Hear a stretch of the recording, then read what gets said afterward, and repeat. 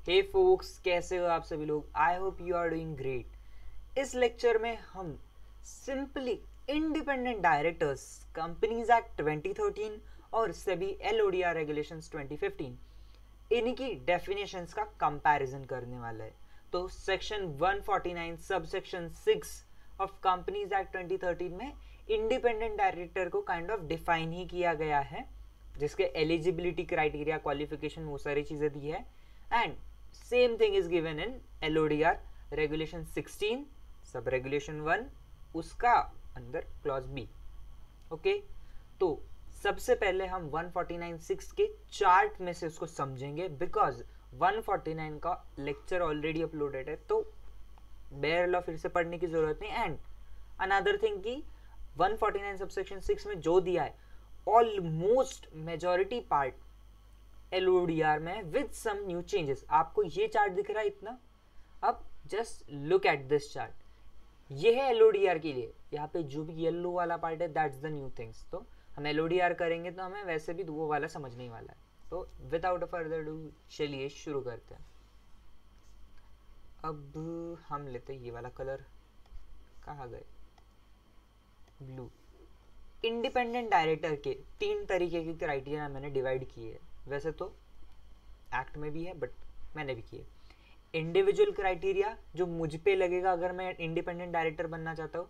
Relative का criteria वो मुझ पे लगेगा, अगर मेरा रिलेटिव इसमें फॉल करता है तो मैं इंडिपेंडेंट डायरेक्टर नहीं बन सकता। और इंडिविजुअल प्लस रिलेटिव दोनों का मिला के क्राइटेरिया, ये 3 चीजें हमें याद रखनी। सबसे पहले मैं MD, WTD, nominee director, ND का मतलब है नॉमिनी डायरेक्टर, नहीं होना चाहिए। I can not be MD, WTD, nominee director, यानी इंडिविजुअल। मैं इसलिए मैं बोल रहा हूँ ताकि आसानी जाए समझने के लिए। Individual, okay. बोर्ड के ओपिनियन में बंदे के पास इंटीग्रिटी, एक्सपर्टीज और एक्सपीरियंस होना चाहिए। इंटीग्रिटी का आपको मतलब पता होगा, ऑनेस्टी वगैरह जो क्वालिटी होती है वो। एक्सपर्टीज जो भी कंपनी का काम है उस मैटर में, और एक्सपीरियंस होना चाहिए उतना रेलेवेंट कि वो इंडिपेंडेंट डायरेक्टर बन सके। But in the opinion of board, law में कुछ लिखा नहीं, बोर्ड के ओपिनियन में वो बंदा प्रमोटर नहीं होना चाहिए और नॉट रिलेटेड टू प्रमोटर और डायरेक्टर होना चाहिए। प्रमोटर नहीं होना चाहिए, not related to promoter director. किसका? Of cash. कैश का क्या मतलब है? देखो, cash company, associate company, subsidiary company और होल्डिंग कंपनी, इसका क्या मतलब है? कैश, याद रखना।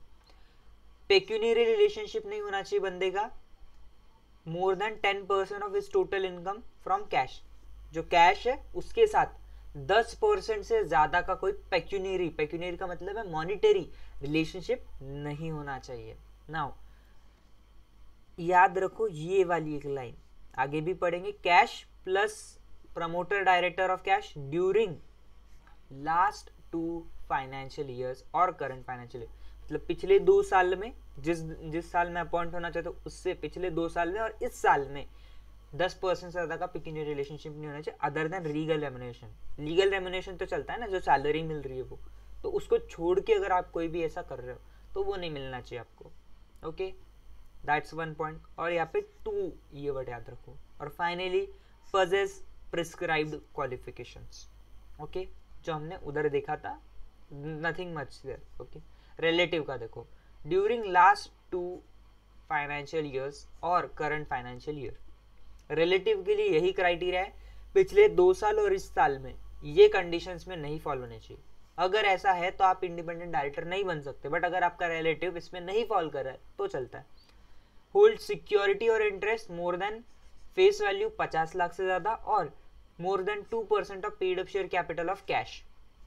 कैश के पेड अप शेयर कैपिटल के 2% से ज्यादा अगर सिक्योरिटी, इंटरेस्ट वगैरह होल्ड कर रहे हो, सिक्योरिटी या फिर इंटरेस्ट, सिक्योरिटी नहीं, शेयर्स वगैरह, डिबेंचर, शेयर्स एक्सेट्रा, ये सब होल्ड नहीं करने चाहिए। या फिर 2% नहीं करते हो बट 50 लाख की फेस वैल्यू तक का करते हो। फेस वैल्यू बोला है, मार्केट वैल्यू नहीं, शेयर्स की फेस वैल्यू होती है उस बेसिस पे। अगला, इंडेटेड नहीं होने चाहिए या फिर गारंटी सिक्योरिटी, G/S यानी गारंटी सिक्योरिटी नहीं देनी है आपने। किसको? कैश और प्रमोटर डायरेक्टर को, मोर देन ₹50 लाख। अब guarantee security as to third person जिसको लोन दिया है उसके लोन के लिए आप किसको गारंटी सिक्योरिटी दोगे? कैश या प्रमोटर डायरेक्टर को। That is not allowed. आप इंडेटेड नहीं होने चाहिए, आपने ये नहीं देना चाहिए। वे दो अलग पॉइंट था, मैंने एक ही में कंबाइन कर दिया क्योंकि लिमिट सेम थी। ओके अगला अदर पेक्यूनरी ट्रांजैक्शन, इसके अलावा विथ कैश 2% और मोर ऑफ GTO और टोटल इनकम सिंगली और in combination of about two. मतलब आपका कैश के साथ में कोई भी other pecuniary transaction, promoter director नहीं, सिर्फ कैश, यहाँ पे ये वर्ड्स ध्यान रखना। 2% या उससे ज्यादा क्रॉस टर्नओवर ऑफ कैश या टोटल इनकम, उससे ज्यादा का अगर आप ट्रांजैक्शन कर रहे हो तो दैट्स अ प्रॉब्लम। बट ये जो पेक्यूनरी ट्रांजैक्शन की बात चल रही है दैट इज इंडिविजुअली या फिर इन कॉम्बिनेशन ऑफ अबो। आपने ऊपर 50 लाख का वगैरह करके रखा था, ये जो 2% है ये गारंटी सिक्योरिटी, ये ऑलरेडी है आपके रिलेटिव का, और ये थर्ड वाला इनके एडिशन में होगा, याद रखना। ऑलरेडी मान लो, चलो एक एग्जांपल बोल देता हूँ, बाद में सुन लेना कि 2% जो ग्रॉस टर्नओवर या फिर टोटल इनकम कितना आ रहा है, मान लो 10 लाख आ रहा है। ओके एंड ये जो 10 लाख आ रहा है, ऊपर ऑलरेडी अगर हमने 8 लाख रुपए के शेयर्स मेरे रिलेटिव ने कैश में खरीद के रखे थे, ओके कंपनी में थे कितने 8 लाख के, तो अगर 10 लाख से ऊपर अमाउंट जाने वाला है पेक्यूनरी ट्रांजैक्शन तो प्रॉब्लम है। 8 लाख तक है ठीक है, ओके।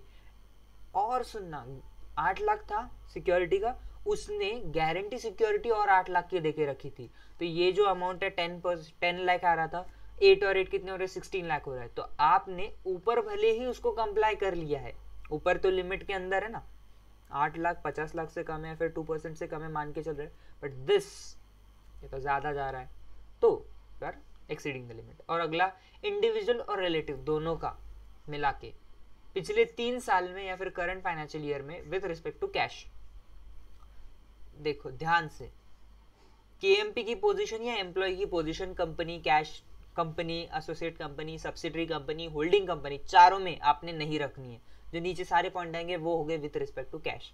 ओके आप केएमपी या एम्प्लॉय नहीं हो सकते, आपका रिलेटिव केएमपी या एम्प्लॉय नहीं हो सकता, लेकिन प्रोविजो में दिया गया था रिलेटिव एम्प्लॉय हो सकता है, रिलेटिव एम्प्लॉय हो सकता है, हमें कोई दिक्कत नहीं है।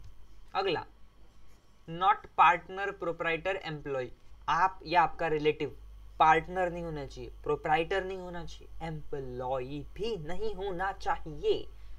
देखो कहाँ पे, in firm of CA CS CMA, firm of CA CS CMA मतलब जो आपके ऑडिटर्स हैं, सीए ऑडिटर जो होते हैं वो statutory auditor, secretary auditor, cost auditor, ये जो आपकी फर्म्स है वहाँ पे कोई पार्टनर प्रोप्राइटर एम्प्लॉय नहीं होना चाहिए वो बंदा, क्योंकि तो डायरेक्ट रिलेशनशिप बन जा रहा है। आप इंडिपेंडेंट होने चाहिए, सिंपल। या फिर पार्टनर प्रोप्राइटर या एम्प्लॉय इन लीगल और कंसल्टेंसी फर्म, लीगल फर्म या कंसल्टेंसी फर्म, इसमें अगर हो, बट यहाँ पे लिमिट है। फर्म के सीए सीए सीएमए की फर्म में कोई लिमिट थी क्या? नहीं, बट यहाँ पे क्या, ट्रांजैक्शन ऐसी फर्म लीगल कंसल्टेंसी जिसकी ट्रांजैक्शन 10% और मोर ऑफ जीटीओ है, समझे, कैश के साथ में ट्रांजैक्शन हो रहा है उसकी, किसकी, फर्म के 10% ऑफ ग्रॉस टर्नओवर, मतलब कंपनी से इस फर्म को आप खुद की ग्रॉस टर्नओवर का 10% का बिजनेस मिल रहा है। तो एग्जांपल सुन लो, एबीसी लीगल कंसल्टेंसी फर्म है और एम लिमिटेड कंपनी है, एम लिमिटेड का वो लीगल कंसल्टेंसी का काम करके देती है। अब जो हमारी एबीसी फर्म है उस फर्म का ग्रॉस टर्नओवर है 100 करोड़, बट अगर उस 100 करोड़ में से मिनिमम 10 करोड़ का अमाउंट तो सिर्फ एम लिमिटेड से आता है तो रिलेटेड हो गए। अगर इस कंपनी का नुकसान हुआ तो इनका भी मॉनेटरी नुकसान हो रहा है, दैट इज वाई ये 10% की इधर लिमिट है। अगला, अगर रिलेटिव के साथ में मिलके आप 2% और more of total voting rights of company hold करते हो तब भी नहीं चलेगा। अगला, आप सीईओ या डायरेक्टर हो, सीईओ और या डायरेक्टर, डी का मतलब है डायरेक्टर, किसके, एनपीओ के, नॉन प्रॉफिट ऑर्गेनाइजेशन, जिसके 25% ऑफ रिसीट्स कहाँ से आते हैं, cash, promoter director of company, और 0.3 ये वाला बंदा। मतलब फिर सुनो, एक एनपीओ है, इसके जो सीईओ डायरेक्टर है वो इंडिपेंडेंट डायरेक्टर नहीं बन सकते किसी कंपनी में, किसी भी कंपनी में नहीं जिससे रिलेशन में हो वो। ओके, ए लिमिटेड और उसकी सब्सिडरी एसोसिएट होल्डिंग, इसके promoter director of P limited, और रिलेटिव के साथ में अगर आप मिलके 2% होल्ड करते हो टीवीआर, ये वाला पॉइंट देखो, इनसे अगर इस एनपीओ को, एनपीओ मतलब नॉन प्रॉफिट ऑर्गेनाइजेशन, लोगों के भले के लिए काम करना, दैट्स ऑल, ओके, वो सारी चीजें, 25% रिसीट्स आती है। मतलब अगर इस एनपीओ को टोटल 100 सीआर की रिसीट्स होती है तो इसमें से 25 सीआर तो यही लोग दे रहे हैं, तो सीईओ डायरेक्टर इस ए लिमिटेड में इंडिपेंडेंट डायरेक्टर नहीं बन सकते, CEO director of NPO, simple, okay. Let me just erase this in a second.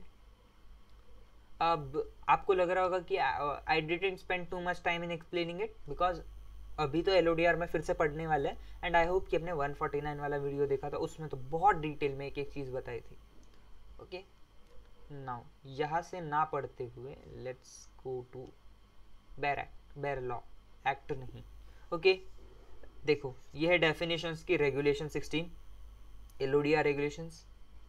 For the purpose of this chapter unlike the contact otherwise described, एक कंट्रोल की हमें कुछ लेना देना नहीं। 16 सब रेगुलेशन 1 क्लॉज बी, यहां से हम आगे बढ़ने वाले हैं। इंडिपेंडेंट डायरेक्टर मींस, वैसे तो हमने वहां पे क्या पढ़ा था, मैनेजिंग डायरेक्टर नहीं होना चाहिए, होल टाइम डायरेक्टर नहीं होना चाहिए, नॉमिनी डायरेक्टर नहीं होना चाहिए, ये 3 चीजें।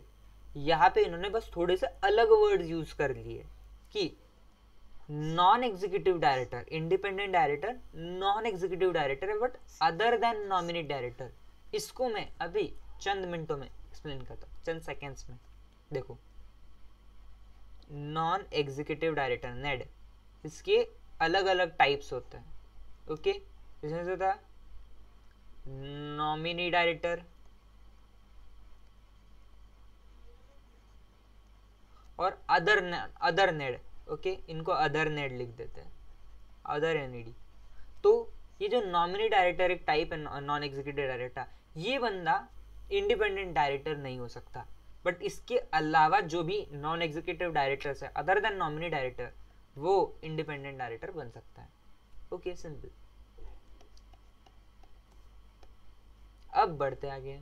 In the opinion of board, बंदा होगा इंटीग्रिटी, रेलेवेंट एक्सपर्टीज और एक्सपीरियंस उसके पास है, बंदा इंटीग्रिटी वाला है, पजेस करता है रेलेवेंट एक्सपर्टीज एक्सपीरियंस, ये हमने पढ़ा है। इज और was not promoter of listed entity, बस यहाँ पे कंपनी की जगह लिस्टेड एंटिटी वर्ड आ जाएगा, बाकी सब सेम। देखो होल्डिंग, सब्सिडरी, एसोसिएट कंपनी, तो इसके टाइम पे ना हम इसको क्या बोलेंगे, लाश, तो कैश थी, अब यहाँ पे लाश, बिकॉज एल सी को रिप्लेस किया है एल ने, तो हम लाश के बारे में पढ़ेंगे। नाउ अब थोड़ा ध्यान दीजिए, यहाँ पे एक नया पॉइंट है, ये पॉइंट पहले नहीं था ना। व्हाट डज इट थे, आप मेंबर ऑफ प्रमोटर ग्रुप भी अगर है, प्रमोटर ग्रुप की मेंबर कंपनीज होती है ना, वो भी अगर बंदे हो तो वहां पे अगर आप देखो आप प्रमोटर नहीं होने चाहिए, तो पता है हमें, you should not be promoter of listed entity, this, और प्रमोटर नहीं है और लिस्टेड एंटिटी के प्रमोटर ग्रुप के मेंबर भी नहीं है, समझे। You should not be promoter of लाश नहीं होने चाहिए, and member of promoter group of listed entity नहीं होने चाहिए। इसका क्या मतलब है, अगर एसोसिएट सब्सिडी होल्डिंग के प्रमोटर ग्रुप के मेंबर है, चलता है, बट प्रमोटर नहीं होने चाहिए, सिंपल। नाउ मूविंग अहेड, चलिए बढ़ते आगे। Who is not related to promoter, वो बंदा कौन होना चाहिए, रिलेटेड नहीं होना चाहिए प्रमोटर डायरेक्टर ऑफ लाश के प्रमोटर डायरेक्टर से रिलेटेड नहीं होना चाहिए। बढ़ते आगे। Who apart from receiving director remuneration, similar point है, बस इसमें एक छोटा सा बदलाव है, पढ़ते हैं।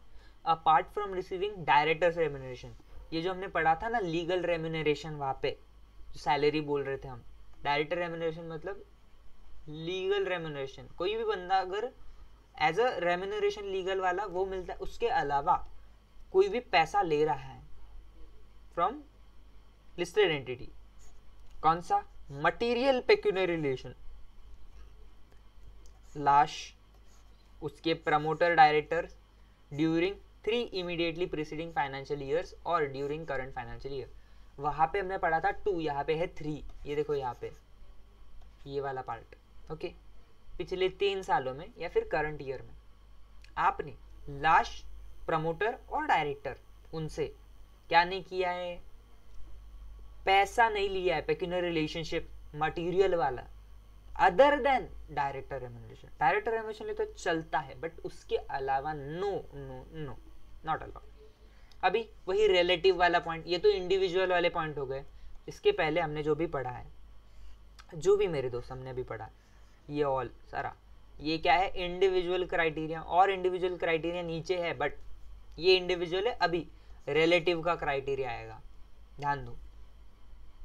या अगर रिलेटिव सिक्योरिटी या इंटरेस्ट होल्ड करता है लास्ट में अगर सिक्योरिटी इंटरेस्ट होल्ड करता है पिछले 3 साल में, ओके, पिछले 3 साल में ड्यूरिंग द करंट ईयर, कितना, 50 लाख से ज्यादा और 2% of paid up capital of last, जो हमने अभी पढ़ा था सेम, ओके। इंडेटेड है टू लास्ट उनके promoter director in excess of amount as may be specified during last 3 years और करंट ईयर। 3 साल की कंडीशन से हमने वहां पे पढ़ा एक अमाउंट 50 लाख का, यहाँ पे क्यों नहीं है? नहीं है यहाँ पे एक्ट जैसा बेयर एक्ट में लिखा है, कंपनीज एक्ट में वो लैंग्वेज है, बट बेयर एक्ट में लिखा है ऐसा, तो रूल्स को रेफर किया तो यहाँ पे भी हम 50 लाख कंसिडर करके चलेंगे अमाउंट को। Same goes for guarantee security वाला। तो अगर कोई भी बंदा जिसने गारंटी सिक्योरिटी दे के रखी है in connection with indebtedness of third person to last और उनके promoter director for such amount as may be specified during पिछले 3 साल और करंट फाइनेंशियल ईयर। और फाइनली एक तो यहाँ पे एक्स्ट्रा आएगा, बट यहाँ पे इतना सुनो, कोई भी अदर पेक्यूनियर रिलेशनशिप, अभी वहां पे भी पढ़ा था हमने, अदर पेक्यूनियरी ट्रांजैक्शन है, रिलेशनशिप है लास्ट के साथ में, लास्ट के साथ में अमाउंटिंग टू 2% और मोर ऑफ ग्रॉस टर्नओवर और टोटल इनकम, समझे? 2% और more of gross turnover total income. अब यहाँ पे पढ़ना, प्रोवाइडेड दैट पेक्यूनियरी रिलेशनशिप और ट्रांजैक्शन विथ लास्ट और their promoter director in relation to point A to D, कौन से? ये पूरे जो हमने अभी पढ़े रिलेटिव के point A to D, shall not exceed 2% of gross turnover और टोटल इनकम और 50 लाख रुपीज और such higher amount as may specified for time frame. ये वाला पार्ट ध्यान मत दो, सिर्फ 50 लाख पे ध्यान दो, व्हिचएवर इज लोअर। मतलब इन पे एक मैक्सिमम कैप आ चुका है, मैक्सिमम कैप सबका मिला के भी क्या है मैक्सिमम कैप, देखो कितना बोल रहा है सबका मिला के ए टू डी, इसीलिए 2% of shell not exceed 2%, not exceed बोला है मतलब 2% से ज्यादा नहीं, अप टू 2% चलता है। 2% ऑफ क्या, ग्रॉस टर्नओवर और टोटल इनकम और ₹50 lakh which ever is lower. ये डी वाला है, अदर पेक्यूनियरी ट्रांजैक्शन कोई भी 2% और मोर से ज्यादा नहीं होने चाहिए, मतलब 2% का तो ऐप है, बट इस प्रोविजो ने इन चारों पे ये बड़ी वाली लिमिट लगा दी थी, समझे? सिंपल, जो हमने सिंगली और इन कॉम्बिनेशन पढ़ा था, इसको बस एलओडीआर ने एक लेवल अप कर दिया है, एक लेवल अप। नाउ कहा गए यार, यस, ये वाला जो पॉइंट है इंडिविजुअल प्लस रिलेटिव वाला पॉइंट है, इंडिविजुअल प्लस रिलेटिव। चलो आ गया। ए सबसे पहले, होल्ड और हैज पोजीशन ऑफ केएमपी और एम्प्लॉय इन लास्ट, और यहाँ पे एक नया पॉइंट है, company belonging to promoter group of listed entity. सिर्फ लिस्टेड एंटिटी बोल रहे, कैश की नहीं, लिस्टेड एंटिटी के प्रमोटर ग्रुप की जो भी कंपनी है उसमें भी आप अगर केएमपी या एम्प्लॉय हुआ करते थे तो नहीं यार, आपको तो छोड़ेंगे नहीं, आपको पटक पटक के मारे, मतलब आप नहीं बन सकते इंडिपेंडेंट डायरेक्टर। इवन इफ आपका रिलेटिव भी हो वहां पे तो भी नहीं चलता है, बट रिलेटिव का हमने पढ़ा था कि रिलेटिव के अगर है रिलेटिव एम्प्लॉय तो छूट देंगे, रिलेटिव केएमपी है तो नहीं छोड़ेंगे। बट यहाँ पे सेम 3 फाइनेंशियल ईयर नहीं होना चाहिए, पिछले 3 फाइनेंशियल ईयर और करंट नहीं होने चाहिए। Provided that in case relative employee है अदर देन KMP, तो restriction shall not apply for his और हर एम्प्लॉयमेंट। मतलब मैं इंडिपेंडेंट डायरेक्टर बन सकता हूँ जस्ट बिकॉज मेरा रिलेटिव आपके यहाँ पे एम्प्लॉई है, तो मैं क्या इंडिपेंडेंट नहीं हूँ? तो रिश्तेदार तो पता है आपको कैसे होता है। KMP है तो प्रॉब्लम है, एम्प्लॉय है तो छोड़ दो।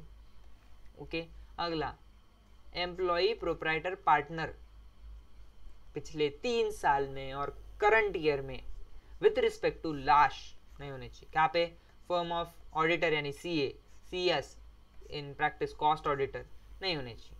Firm of CA CS CMA of last नहीं होने चाहिए पिछले 3 साल में। और लीगल कंसल्टेंसी फर्म सेम 10% और more of gross turnover of the firm. समझे, सेम चीज है, कोई बदलाव नहीं अभी जो पढ़ा था।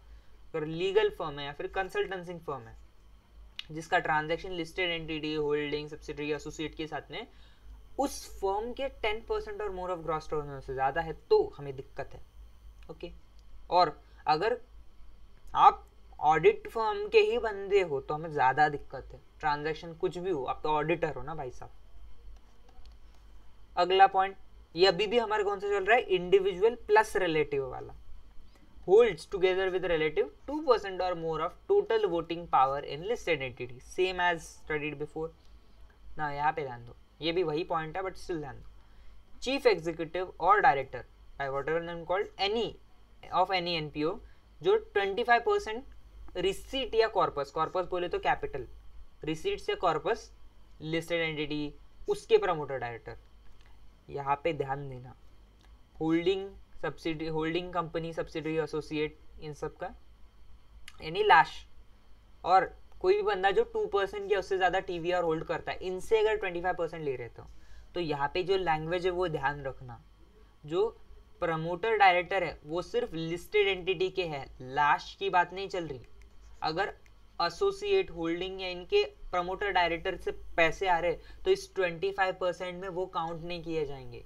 जब मैंने आई थिंक यहाँ पे भी एग्जाम्पल आपको दिया ही है, वेयर इज दैट, मिटा दिया है गेस, जाने दो। एक एग्जाम्पल अभी जो दिया था, वीडियो पीछे करके भी देखोगे तो मैंने A लिमिटेड उसके प्रमोटर डायरेक्टर फिर ऐश लिखा था ताकि आपको क्लैरिटी रहे। ओके, यहाँ पे एक नया पॉइंट है, ध्यान दो, ये नया पॉइंट है। आप material supplier, service provider, customer, lessor, lessee listed entity के हो। अगर लिस्टेड एंटिटी के आप सप्लायर हो, सर्विस प्रोवाइडर हो, कस्टमर हो, लेसर हो, लेसी हो, लेकिन मटेरियल वाले हो, मटेरियल नहीं सब्सटैंशियल आप ही काम कर रखते हो, आप बहुत सारा मटेरियल अमाउंट सप्लाई करते हो आप लिस्टेड एंटिटी को, नॉट लाश, सिर्फ लिस्टेड एंटिटी। ये है क्या भाई साहब, इनके सप्लायर की कोई प्रॉब्लम नहीं है, इन सिर्फ ये वाले। अगला एक पिक्यूनियरी पॉइंट, सॉरी पिक्यूनियरी बोल रहा, यूनिक पॉइंट, पिक्यूलियर पॉइंट, 21 साल के होने चाहिए भाई। अरे 21 से नीचे हो, शादी की उम्र नहीं तुम्हारी, तुम इंडिपेंडेंट डायरेक्टर बनने चाह रहे हो लिस्टेड एंटिटी के, नहीं चलेगा। कम से कम 21 साल के आप होने ही चाहिए। चलिए आगे बढ़ते हैं। दिस पॉइंट, इसको मुझे समझाना पड़ेगा, ध्यान दो। Person who is not a non-independent director of another company on the board of which non-independent director of listed company is an independent director। क्या बोल रहे हो सर? देखो, नॉन इंडिपेंडेंट डायरेक्टर के दो मतलब होते हैं। नॉन इंडिपेंडेंट डायरेक्टर के दो मतलब होते हैं। एक तो एग्जीक्यूटिव डायरेक्टर, वो तो ऑब्वियसली इंडिपेंडेंट नहीं होते, एग्जीक्यूटिव डायरेक्टर या फिर नॉमिनी डायरेक्टर बोल लो, एग्जीक्यूटिव डायरेक्टर या फिर नॉमिनी, या फिर सिंपल बोलो non executive director other than ID, जो कि नॉन एग्जीक्यूटिव है बट इंडिपेंडेंट नहीं है। ये दो होते हैं, इनको नॉन इंडिपेंडेंट डायरेक्टर बोला जाता है। तो सिर्फ एग्जीक्यूटिव नॉन इंडिपेंडेंट नहीं होते, नॉन एग्जीक्यूटिव जो कि इंडिपेंडेंट नहीं है वो भी नॉन इंडिपेंडेंट होता है। Okay, I hope you got the point. तो इनको भी NID लिखता हूँ नॉन इंडिपेंडेंट को, तो या फिर एग्जीक्यूटिव समझ लो सिंपल भाषा में। ओके, तो ध्यान दो पे, who is not a non independent director of another company, किसी अदर कंपनी का नॉन इंडिपेंडेंट डायरेक्टर नहीं जिसके बोर्ड पे देखो A लिमिटेड, और B limited. Okay, B limited, सुनो ध्यान दो, non independent director of listed entity, another compounds board which any non independent director. तो यहाँ पे मिस्टर एम, ये कौन है? नॉन इंडिपेंडेंट डायरेक्टर है। मिस्टर एम डायरेक्टर है ए लिमिटेड के, नॉन इंडिपेंडेंट डायरेक्टर। और आपको पता है एक डायरेक्टर अलग अलग कंपनीज में काम कर सकता है। डायरेक्टरशिप वाला वीडियो मैंने बनाया था जो 165 सेक्शन 165 कंपनीज एक्ट का और रेगुलेशन 17 कैपिटल है, दोनों को कवर करता है, फर्स्ट वीडियो था।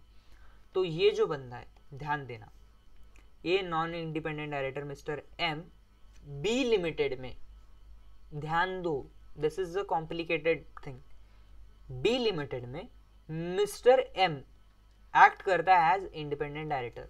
अब मुझे ये मत पूछना गलती से भी कि यहाँ पे नॉन इंडिपेंडेंट है वहाँ पे इंडिपेंडेंट कैसे काम कर सकते हो। ऑब्वियसली अलग कंपनी में अलग रोल निभा सकते हो। यहाँ पे अगर नॉन इंडिपेंडेंट है और वहाँ पे इंडिपेंडेंट काम कर सकता है। बट अभी क्या हुआ, इन दोनों कंपनीज में एक लिंक बन चुकी है, समझे, लिंक बन चुकी है। तो अब याद रखना, बी लिमिटेड में कोई भी नॉन इंडिपेंडेंट डायरेक्टर है, कोई भी एनी पर्सन, चलो मान लो मिस्टर एक्स है बी लिमिटेड का नॉन इंडिपेंडेंट डायरेक्टर, तो ये बंदा यहाँ पे इंडिपेंडेंट डायरेक्टर मिस्टर एक्स नहीं बन सकता। मतलब हमारा कोई बंदा है, हमारा एग्जीक्यूटिव डायरेक्टर आपके यहाँ पे इंडिपेंडेंट है, तो आपका एग्जीक्यूटिव डायरेक्टर हमारे पास इंडिपेंडेंट नहीं बन सकता। Simple simple. ये वाला जो छोटा सा चार्ट निकाला है मैंने, वो आप खुद से निकाल सकते हो साइड में, आप कहीं पे भी, यू विल सिंपली अंडरस्टैंड इसको देख के। बट अगर ये लाइन पढ़ने जाओगे येलो वाली, तो दिमाग का सारा कचरा हो सकता है। ओके ना, अब देखते हैं एक्सप्लेनेशन पे। एक्सप्लेनेशन में कुछ नहीं दिया है। अगर कोई high value debt listed entity, जिसको मैंने पहले भी रेगुलेशन 17 में बताया था, high value debt listed entity है, तो ऐसे केस में क्या होगा, मतलब एक सर्टेन अमाउंट ऑफ डेट उसकी कंपनी का है, तो उसका high value debt listed entity बोलेंगे। तो अगर ऐसी कंपनी है, अगर high value debt listed entity, तो क्या होगा, अगर वो एंटिटी बॉडी कॉर्पोरेट है या फिर ट्रस्ट है।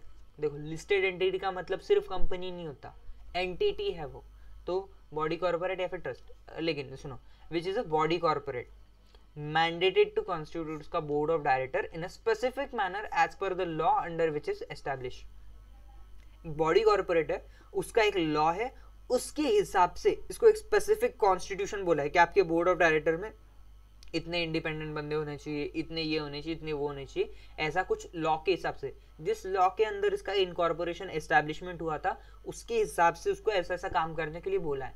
तो उस high value debt listed entity में सिर्फ वही बॉडी कॉर्पोरेट में जो भी नॉन एग्जीक्यूटिव डायरेक्टर्स हैं shall be treated as independent. अगर आपके पास नॉन इंडिपेंडेंट है तो हम इनको बोलेंगे कि वो इंडिपेंडेंट है, अगर ऐसा है तो। और दूसरा केस है ट्रस्ट के केस में सेम। ट्रस्ट अगर है तो ट्रस्ट के केस में बोर्ड ऑफ डायरेक्टर्स नहीं होते, ट्रस्ट के केस में होते board of trustees. Okay, board of trustees होते हैं उनके पास में।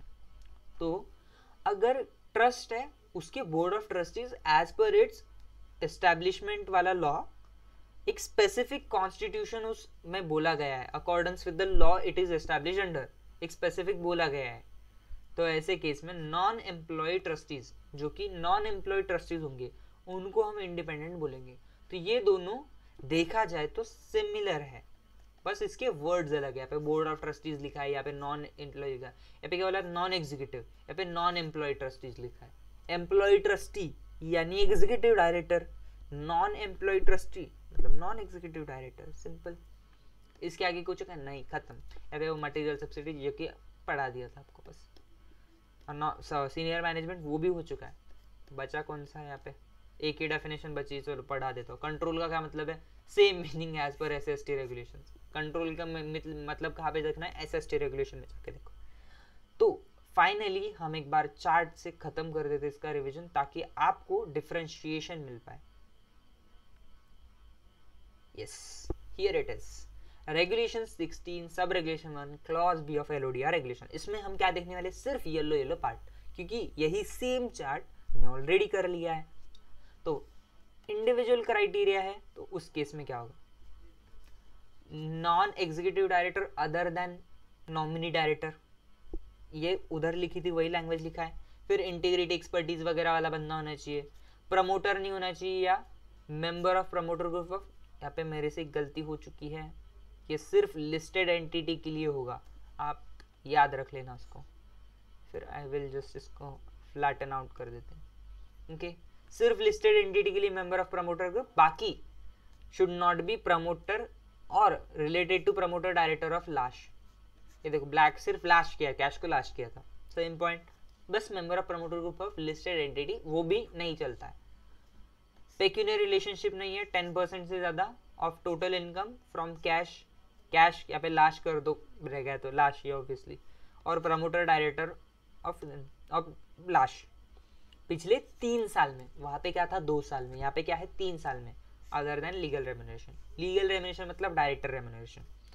रेलेवेंट क्वालिफिकेशन होना चाहिए। अभी 2 पॉइंट्स ऐड हुए थे, ध्यान रखो, 21 साल से कम नहीं चलते हो, और अगला not a non independent director of another company, जिसके बोर्ड पे हमारा non independent director is independent director.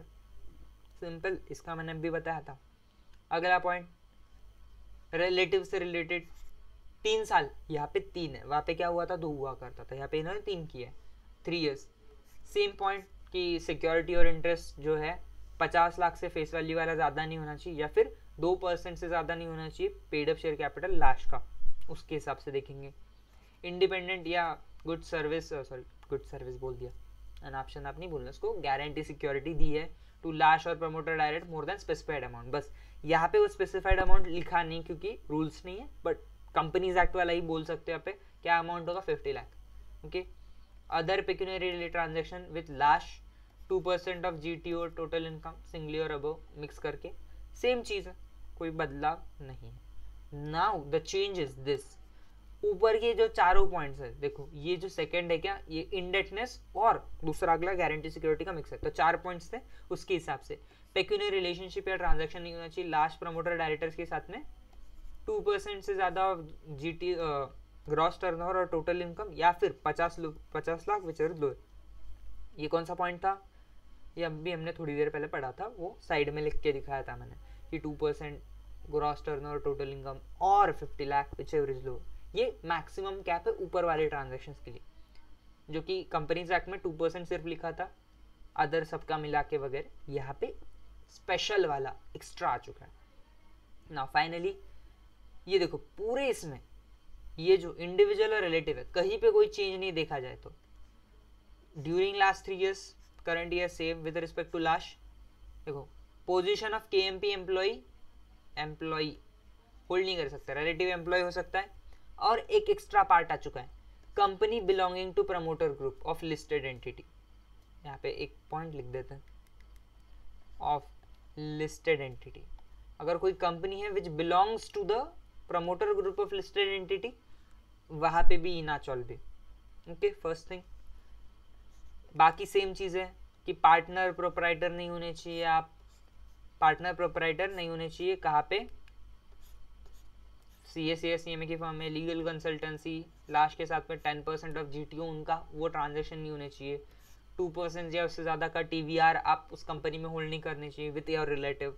CEO director नहीं होने चाहिए ऑफ NPO, जो 25% तो हमसे ही कमाता है। Okay, that 1 point. And finally last point, explanation भी बाकी, बट ये लास्ट पॉइंट, आप material supplier, service provider, lessor, lessee, customer नहीं होने चाहिए लिस्टेड एंटिटी के।